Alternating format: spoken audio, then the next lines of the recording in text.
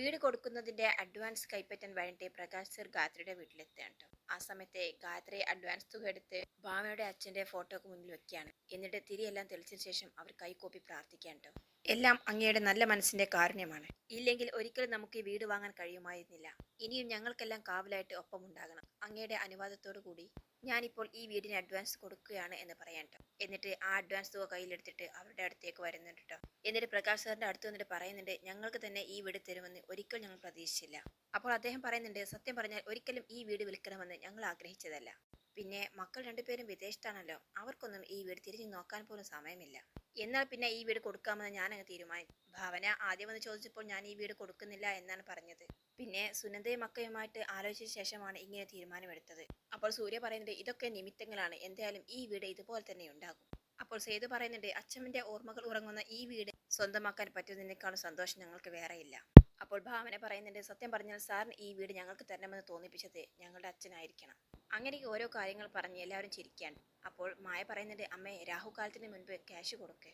അങ്ങനെ ഗായത്രി ആ ക്യാഷുമായിട്ട് ഭാവനയുടെ അടുത്തേക്കാണ് ആദ്യം പോകുന്നത്. മോളെ നീ കൊടുക്ക് എന്ന് പറയുന്നുണ്ട്. അപ്പോൾ ഭാവന പറയുന്നത്, വേണ്ട അമ്മേ, അമ്മ കൊടുത്താൽ മതി. അപ്പോൾ ഭാമയും പറയുന്നുണ്ട്, അതെ, അമ്മയുടെ പേരിലല്ലേ ഈ വീട് വാങ്ങുന്നത്, അപ്പോൾ പിന്നെ അമ്മ തന്നെ കൊടുത്താൽ മതി. അങ്ങനെ അവസാനം ഗായത്രി ആ ക്യാഷ് പ്രകാശ് സാറിനെ ഏൽപ്പിക്കാൻ ട്ടോ. അദ്ദേഹം സന്തോഷത്തോടു കൂടി അത് വാങ്ങിയാണ്. അപ്പോൾ അദ്ദേഹം പറയുന്നുണ്ട്, സൂര്യ എനിക്ക് 10 ലക്ഷം രൂപ മുൻപ് തന്നിട്ടുണ്ട്. രജിസ്ട്രേഷൻ സമയത്ത് ആ ക്യാഷ് കുറഞ്ഞിട്ട് ബാക്കി തന്നാൽ മതി. എന്നാൽ പിന്നെ ഞാൻ അങ്ങോട്ട് ഇറങ്ങട്ടെ എന്ന് പറഞ്ഞ് എല്ലാവരോടും യാത്ര പറഞ്ഞ് അദ്ദേഹം ഇറങ്ങാൻ ട്ടോ. അപ്പോൾ ഭാനു പറയുന്നത്, അങ്ങനെ അമ്മയുടെ പേർക്ക് ആദ്യമായിട്ടൊരു വീട് വാങ്ങി. ഇതിന് ചിലവാണ് ട്ടോ അമ്മേ എന്ന് പറയുന്നുണ്ട്. എന്തായാലും ഇന്നത്തെ ചെലവ് അമ്മയുടെ വകയാണെന്ന് സേതും പറയും. നിങ്ങൾ എന്താന്ന് വെച്ചാൽ തീരുമാനിച്ചു അതുപോലെ ചെയ്യാം എന്ന് ഗായത്രി പറയാണ്. അങ്ങനെ എല്ലാവരും അമ്മയെ ചേർത്ത് പിടിച്ചുകൊണ്ട് ഉമ്മ വെക്കലും കെട്ടിപ്പിടിക്കലും എല്ലാം കൂടി ഭയങ്കര സന്തോഷവും ബഹളവുമാണ് അവിടെ. ശേഷം കാണിക്കുന്നത് സേതു ആരോടെ ഫോണിൽ സംസാരിച്ചുകൊണ്ട് റോട്ടിലൂടെ നടന്നു നീങ്ങാൻ. അപ്പോഴാണ് രമേശ് അവിടെ വരുന്നത്. അണ്ണനെ എത്ര പ്രാവശ്യം വിളിച്ചു, അണ്ണനെ ഞാൻ കാണാൻ നിൽക്കുകയായിരുന്നു എന്ന് പറയുന്നു. എന്താ രമേശ്, എന്തേ പ്രശ്നമുണ്ടോ എന്ന് ചോദിക്കുന്നുണ്ട് കേട്ടോ സേതു. ടൗണിൽ നോക്കി വെച്ച് ആ വീട് അണ്ണന് വേണോ വേണ്ടയോ എന്ന് ചോദിക്കേണ്ട രമേശ്. അതെന്താണ് നീ അങ്ങനെ പറഞ്ഞത്? 10,000 രൂപ അഡ്വാൻസ് കൊടുത്ത് ടോക്കൺ വാങ്ങി വെച്ചതല്ലേ എന്ന് പറയുന്നു. അപ്പോൾ രമേശൻ പറയുന്നുണ്ട്, അവർക്കിപ്പോൾ ടോക്കൺ ഒന്നും വേണ്ട, നല്ലൊരു NRI ഫാമിലി വന്നിട്ടുണ്ട്, പറയുന്ന ക്യാഷ് ഉടനെ തന്നെ കൊടുത്ത് ആ വീട് വാങ്ങാൻ വേണ്ടിയിട്ട് അവർക്ക് നന്നായിട്ട് ഇഷ്ടപ്പെട്ടിട്ടുമുണ്ട്. മിക്കവാറും ഇത് അണ്ണന്റെ കയ്യിൽ നിന്ന് പോകുന്ന വകയാണ്. വേഗം ചെന്ന് ക്യാഷ് കൊടുത്തില്ലെങ്കിൽ ആ വീട് നഷ്ടപ്പെട്ടേക്കും അണ്ണ എന്ന് പറയുന്നുണ്ട്. അപ്പോൾ സേതു പറയും, അതെങ്ങനെ നടക്കും? മായക്കൊക്കെ നോക്കി ഇഷ്ടപ്പെട്ടൊരു വീടാണ്, ഇനി അതൊരിക്കൽ നഷ്ടപ്പെടുത്താൻ എനിക്ക് വയ്യ. എന്തായാലും നാളെ തന്നെ ആ വിനയെ കണ്ടെന്ന് സംസാരിക്കും, പറ്റുമെങ്കിൽ പകുതി ക്യാഷ് കൊടുക്കും, പക്ഷെ അത് എവിടുന്ന് സംഘടിപ്പിക്കും എന്ന് പറയുന്നുണ്ട്. രമേശൻ പറയുന്നുണ്ട്, അത് എങ്ങനെയെങ്കിലും ഉണ്ടാകും. അമ്മയുടെ ക്യാഷ് കിട്ടുന്നതിന് മുൻപ് ആരുടെ കയ്യിൽ നിന്നും അത്രയെങ്കിലും ഒന്ന് മറിക്കണം, എന്നാലേ സേതുവേട്ടന് അത് സ്വന്തമാക്കാൻ കഴിയുകയുള്ളൂ. എന്തായാലും നാളെ നമുക്ക് വിനയനുമായി സംസാരിക്കാം എന്ന് തീരുമാനിക്കാനുണ്ട്. പിന്നീട് കാണിക്കുന്നത് ഭാനുയുടെ വീടാണ്. അവിടെ ഗായത്രി എല്ലാവർക്കും ടേബിളിൽ ഭക്ഷണം വിളമ്പാൻ. ഭാവനയും സൂര്യയും ഒഴിച്ച് ബാക്കി എല്ലാവരും ടേബിളിരുന്ന് ഭക്ഷണം കഴിക്കാൻ തുടങ്ങാണ്. ആ സമയത്ത് ഗായത്രി പറയുന്നുണ്ട്, എനിക്ക് നിങ്ങളോട് എല്ലാവരുമായിട്ട് ഒരു കാര്യം പറയാനുണ്ട്. എന്താണമ്മേ, വല്ല ഷെയറിന്റെ കാര്യമാണോ എന്ന് ചോദിക്കുന്നുണ്ട് ഭാമ. നിനക്ക് പിന്നെ ആ ഒരു ചിന്ത മാത്രമല്ലേ ഉള്ളൂ എപ്പോഴും ഭാമ, നീ എങ്ങനെ ഇങ്ങനെ ആയത് എന്നൊക്കെ പറയുന്നുണ്ട് ഗായത്രി. അമ്മ കാര്യം പറ എന്ന് പറയുന്നുണ്ട് ഭരത്. അപ്പോൾ ഗായത്രി പറയുന്നുണ്ട്, ഈ വീട് നമ്മൾ വാങ്ങാൻ പോകുന്ന കാര്യം എല്ലാവർക്കും അറിയാമല്ലോ. ഈ ആഴ്ച തന്നെ പ്രമാണം എഴുതൂ. ഞാൻ ഈ വസ്തു ഭാവനയുടെ പേർക്കാണ് വാങ്ങാൻ പോകുന്നത്. ഇത് കേട്ടതും ഭാമയും സേതു, ഭരത്, മായ എല്ലാവരും ഒന്ന് ഷോക്കാവുന്നുണ്ട്. അതേസമയം ഭാനുവിന്റെ മുഖത്ത് മാത്രം സന്തോഷം കാണുന്നുള്ളൂ കേട്ടോ. ഗായത്രിയായിട്ട് എല്ലാവരുടെ മുഖത്തേക്കും ഒന്ന് നോക്കുന്നുണ്ട്. എന്നിട്ട് ചോദിക്കുന്നുണ്ട്, എന്തേ, ആർക്കെങ്കിലും ഒരു അഭിപ്രായ വ്യത്യാസമുണ്ടോ? ഉടൻ തന്നെ ഭാമ പറയുന്നുണ്ട്, എനിക്ക് അഭിപ്രായ വ്യത്യാസമുണ്ട് അമ്മേ. അമ്മ എന്തിനാണ് ഈ വസ്തു ഭാവനച്ചിയുടെ പേരിൽ വാങ്ങുന്നത്? അപ്പോൾ ഗായത്രി പറയുന്നുണ്ട്, ഈ വീട് കുടുംബ വീടായി നിലനിർത്താൻ വേണ്ടിയിട്ട്. അതെങ്ങനെ അമ്മേ ശരിയാവുക? ഭാവനച്ചിയുടെ പേരിൽ വാങ്ങുമ്പോൾ ഒരിക്കലും ഈ വീട് കുടുംബ വീടാകില്ലല്ലോ എന്ന് ഭാമ ചോദിക്കുകയാണ്. അപ്പോൾ ഭരത്തും പറയുന്നത്, അത് ശരിയാണ് അമ്മേ, ഈ വീട് അമ്മയുടെ പേരിലേക്ക് വാങ്ങുന്നതാണ് നല്ലത്. എങ്കിലേ ഈ വീട് കുടുംബ വീടായിട്ട് കണ്ട് നമുക്ക് എല്ലാവർക്കും ഒത്തുകൂടാൻ പറ്റുകയുള്ളൂ. അപ്പോൾ ഗായത്രി ചോദിക്കുന്നുണ്ട്, ഭാവനയുടെ പേരിൽ വാങ്ങിയാൽ എന്താ കുഴപ്പം? അപ്പോൾ നിങ്ങൾക്കാർക്കും ഇവിടേക്ക് ഓടി വരാൻ പറ്റത്തില്ലേ? അപ്പോൾ ഭരത്, അങ്ങനെയല്ല അമ്മേ എന്നൊക്കെ പറഞ്ഞ് ബബ അടിക്കാൻ. അതേസമയം ഭാമ പറയുന്നത്, ഭരത് പറഞ്ഞതിൽ കാര്യമുണ്ടമ്മേ.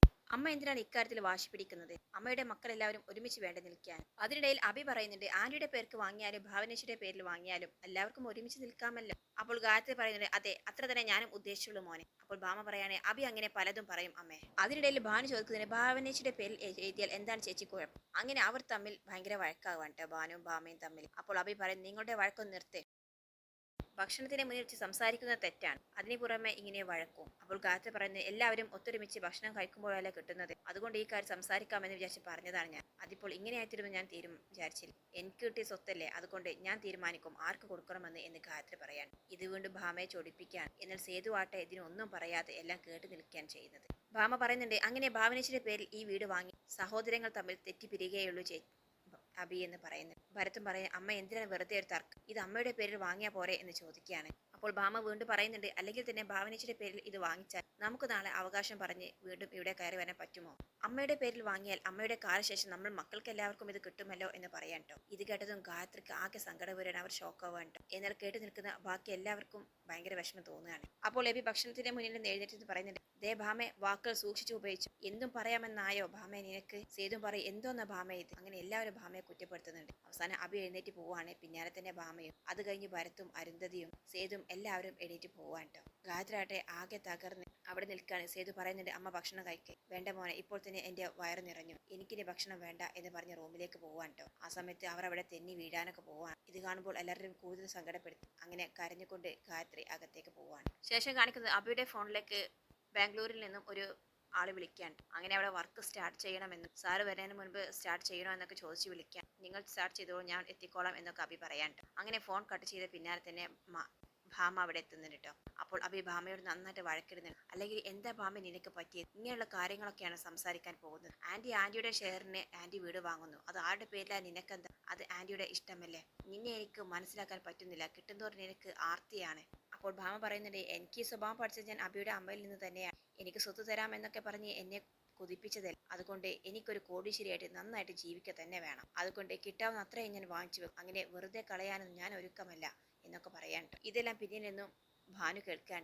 അങ്ങനെ അവൾ അകത്തേക്ക് പോകുന്നുണ്ട്. ശേഷം അഭി നന്നായിട്ട് വഴക്കിട്ട് ദേഷ്യം പിടിച്ച് അകത്തേക്ക് പോവാണ്. ഭാമയാകട്ടെ അവൾ പറഞ്ഞതിലൊന്നും അവൾക്ക് യാതൊരു കുറ്റബോധവുമില്ല. കൂടുതൽ കിട്ടണം എന്നുള്ള ആഗ്രഹത്തോടു കൂടി തന്നെ നിൽക്കുകയാണ്. ശേഷം കാണിക്കുന്നത് ഭരത്തിന്റെയും അരുന്ധതിയുടെ റൂമിലാണ്. ഭരതതി പറയുന്നുണ്ട്, ആന്റി ഒരിക്കലും അങ്ങനെ തീരുമാനമെടുക്കാൻ പാടില്ലായിരുന്നു, വെറുതെ മക്കളെ തമ്മിൽ തെറ്റിക്കാൻ. അപ്പോൾ ഭരത് പറയുന്നത്, അമ്മ വരുംവരായികളെ കുറിച്ച് ആലോചിക്കാതെ പറഞ്ഞതാണ് അരുന്ധതി.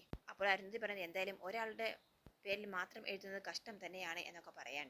എന്തായാലും സേതുവരൻ കാണിച്ചതുപോലെ നമുക്കും ടൗണിൽ തന്നെ ഒരു വീട് നോക്കി വെച്ചേക്കാം അല്ലേ ഭരത്തേട്ട എന്ന് ചോദിക്കുന്നുണ്ടായിരുന്നു. അപ്പോൾ ഭരത് പറഞ്ഞത്, നമുക്ക് ടൗണിൽ വേണം, അവിടെയൊക്കെ ആകെ ബഹളവും പൊല്യൂഷനും കാര്യങ്ങളൊക്കെയാണ്, നമുക്ക് അവിടെ നിന്ന് മാറി നല്ലൊരു സ്ഥലം വാങ്ങാം, എന്നിട്ട് വീടും അതിനു ചുറ്റും തോട്ടവും കൃഷിയും കാര്യങ്ങളായിട്ട് നമുക്ക് മുന്നോട്ട് പോകാം എന്നൊക്കെ പറയാൻ.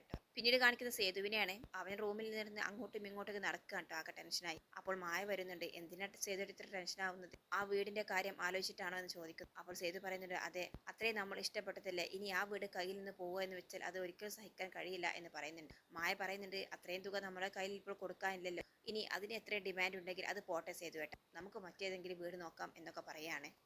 അതല്ല, ഇന്ന് അമ്മ ഇങ്ങനെ ഒരു അഭിപ്രായം പറഞ്ഞിട്ട് സേതുവേട്ടൻ എന്താ ഒന്നും പറയാതെ നിന്ന് എന്ന് ചോദിക്കുന്നു.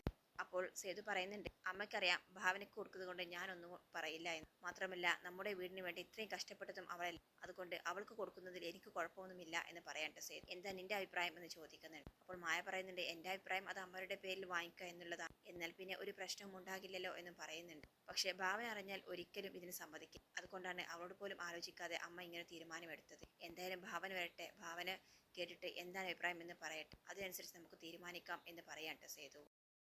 അങ്ങനെ അടുത്ത ദിവസം രാവിലെ തന്നെ ഭാവന അവളുടെ വീട്ടിലെത്തുകയാണ് കേട്ടോ. അവൾ വീട്ടിലേക്ക് വന്ന് കയറുന്നതും ഭാമ അവിടെ മുറ്റത്ത് അഭിയുമായിട്ട് ഫോൺ ചെയ്തുകൊണ്ടിരിക്കുകയാണ്. ഭാവനയെ കണ്ടതും അവൾ ഫോൺ കട്ട് ചെയ്യാൻ, എന്നിട്ട് ദേഷ്യത്തോടു കൂടി തന്നെ അവളെ നോക്കുന്നുണ്ട്. ഇത് കാണുന്ന ഭാവന ചോദിക്കുന്നു, എന്ത് പറ്റി ഭാമ നിനക്ക്? നിന്റെ മുഖത്ത് പതിവ് പോലെ കാണുന്ന സന്തോഷമൊന്നും കാണുന്നില്ല, എന്താ പറ്റിയത് എന്ന് ചോദിക്കാൻ കേട്ടോ. അപ്പോൾ ഭാമ പറയുന്നുണ്ട്, അതെല്ലാം കാരണക്കാരി ഭാവനേച്ചി തന്നെയാണ്. ഇത് കേൾക്കുന്ന ഭാവന ഷോക്കാവാണ്. എന്താ ഭാമ നീ ഇങ്ങനെയൊക്കെ പറയുന്നത്? ഞാൻ എന്താ ചെയ്തത് എന്ന് ചോദിക്കുകയാണ്. എന്താ ഭാവനേച്ചിക്ക് അറിയില്ലേ, അതോ അറിയാത്തതുപോലെ അഭിനയിക്കുകയാണോ എന്ന് ചോദിക്കാനുണ്ട്. അപ്പോൾ ഭാവനയ്ക്ക് ദേഷ്യം വരികയാണ്. ദേ ഭാമേ, നീ ആളെ ദേഷ്യം പിടിപ്പിക്കാതെ കാര്യം എന്താണെന്ന് വെച്ചാൽ പറയ് എന്ന് പറയാൻ കേട്ടോ. അപ്പോൾ ഭാമ പറയുന്നുണ്ടേ, ഈ വീട് അമ്മ ചേച്ചിയുടെ പേരിലാണ് വാങ്ങാൻ പോകുന്നത് എന്ന് കേട്ടു, അത് സത്യമല്ലേ എന്ന് ചോദിക്കാണ്ട്. ഇത് കേട്ടതും ഭാവന ഒന്നും അറിയാതെ ആകെ പകച്ചു നിൽക്കാൻ കേട്ടോ. അമ്മ അങ്ങനെ ഒരു അഭിപ്രായം പറഞ്ഞു എന്നുള്ളത് ശരി തന്നെയാണ്, പക്ഷെ ഇപ്പോൾ വീട് എഴുതി വെച്ചിട്ടൊന്നും ഇല്ലല്ലോ എന്ന് ചോദിക്കുന്നുണ്ട് ഭാവന. ചേച്ചി, ഞാൻ വെറുതെ പ്രശ്നമുണ്ടാക്കാൻ വേണ്ടി പറയുകയല്ല, അങ്ങനെ ചേച്ചിയുടെ പേരിൽ മാത്രം ഈ വീട് വാങ്ങുന്നതിനോട് എനിക്ക് യോജിപ്പില്ല എന്ന് പറയാൻ. ഇത് കേട്ടതും ഭാവന, ഓഹോ, അപ്പോൾ അതാണ് നിന്റെ പ്രശ്നം. എടി ഭാമേ, ഇത്രയും കോടികൾ നിനക്ക് കിട്ടാൻ പോകുന്നു എന്നറിഞ്ഞിട്ട് നിന്റെ ഈ ആർത്തിക്ക് ഒരു കുറവുമില്ലല്ലോ. എങ്ങനെ ഭാമൻ ഇനി ഇങ്ങനായി പോയത്? എന്റെ പേരിൽ അമ്മ എഴുതി വെക്കാമെന്ന് പറഞ്ഞിട്ടുണ്ടെങ്കിൽ അതിലെന്തെങ്കിലും കാര്യമുണ്ടാകും, പക്ഷെ എനിക്കതിനോട് യാതൊരു യോജിപ്പുമില്ല. ഞാൻ എന്തായാലും അമ്മയെ കണ്ട് സംസാരിക്കട്ടെ. ചേച്ചി, ഇങ്ങനെ പോയാൽ ഈ വീട്ടിൽ പ്രശ്നമുണ്ടാകും, അക്കാര്യം ഉറപ്പാണ്. അത് ഒഴിവാക്കാൻ വേണ്ടിയിട്ടാണ് ചേച്ചി ഞാൻ ഇങ്ങനെ പറയുന്നത് എന്നൊക്കെ ഭാമ പറയാൻ. അങ്ങനെ ഓരോ കാര്യങ്ങൾ പറഞ്ഞ് ഭാമ ഭാവനയുമായി തർക്കിക്കാൻ. അവസാനം ഭാവന ഒന്നും പറയാതെ അകത്തേക്ക് പോവാൻ. അതേസമയം സൂര്യയുടെ വീട് കാണിക്കുന്നുണ്ട്. അവിടെ പ്രസീതയും അജയനും അടുക്കളയിൽ ഓരോ പണിയിലാട്ടോ. അപ്പോൾ മാനസ അങ്ങോട്ടേക്ക് വരുന്നുണ്ട്. എന്തായി മോളെ, ഭാവന ഇവിടെ എന്ന് ചോദിക്കുന്നുണ്ട് പ്രസീത. ഭാവന അവളുടെ വീട് വരെ പോയിരിക്കുകയാണമ്മേ. അവർ താമസിക്കുന്ന ആ വീട് ഇനി അവർക്ക് സ്വന്തമാകാൻ പോവുകയാണ്. അതിന്റെ അഡ്വാൻസ് ഒക്കെ കൊടുത്തു എന്നാണ് അറിഞ്ഞത് എന്ന് പറയാൻ. ആണോ? ഇത്രയുള്ളൂ മനുഷ്യരുടെ കാര്യം. ഭാഗ്യം വരികയെന്ന് വെച്ച് ഇത്രയ്ക്കുള്ളൂ. ഇപ്പോൾ ഭാവനയ്ക്ക് ആരാ കോടീശ്വരിയല്ലേ എന്നൊക്കെ പറയാണ് അജയൻ. അപ്പോൾ മനസ്സ് പറയുന്നുണ്ട്, പക്ഷേ അതിന്റെ യാതൊരു അഹങ്കാരവും ഭാവനയുടെ മുഖത്തില്ല. ഇപ്പോൾ തന്നെ അച്ഛനൊന്ന് ചിന്തിച്ചു നോക്ക്. അത്രയും കോടികൾ അവൾക്ക് കിട്ടിയിട്ടും എനിക്ക് തരേണ്ട ഒരു ആവശ്യമില്ല. നമ്മൾ ആരും ഭാവനയ്ക്ക് നല്ലത് ചെയ്തിട്ടുമില്ല. എന്നിട്ടും അവൾ എനിക്ക് അതിൽ നിന്ന് ഒരു വിഹിതം തരാൻ തയ്യാറായി. അതാണ് അച്ഛ അമ്മേ ഭാവന. അവളുടെ സ്ഥാനത്ത് നിങ്ങൾ ആരെങ്കിലും ആയിരുന്നെങ്കിൽ അങ്ങനെ ചെയ്യുമായിരുന്നോ എന്നൊക്കെ ചോദിക്കാട്ടോ മാനസ. അപ്പോൾ പ്രസീത പറയുന്നുണ്ട്, ഈശ്വര, ഈ ഭാവനയ്ക്ക് എന്താ ക്യാഷിന്റെ വിലയൊന്നും അറിയില്ലേ എന്ന് ചോദിക്കുകയാണ്. അപ്പോൾ മാനസ പറയുന്നുണ്ട്, ഭാവന ക്യാഷിനല്ല വില കൽപ്പിച്ചിരിക്കുന്നത്, ബന്ധങ്ങൾക്കാണ്. അതാണ് ഭാവന.